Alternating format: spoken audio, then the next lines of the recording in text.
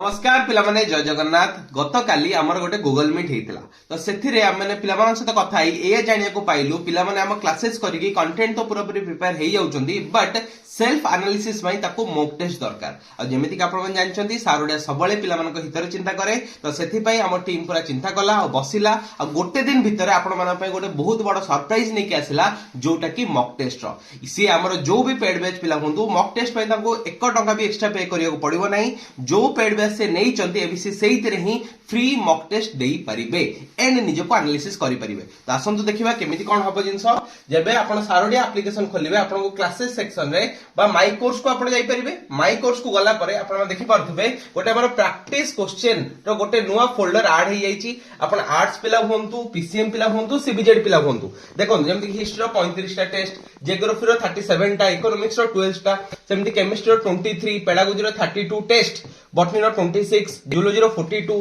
pedagogy रो 32 again physics रो 67 chemistry रो 23 एंड मैथ रो 5 सेट्स एतरे आहुरी भी हमें ऐड ऑन करी जिवु चैप्टर वाइज पिला माने टेस्ट अछि तो जो जो चैप्टर आपण मानकर पढा सरीची आपण माने रिवाइज करंतु आ टेस्ट दियंतु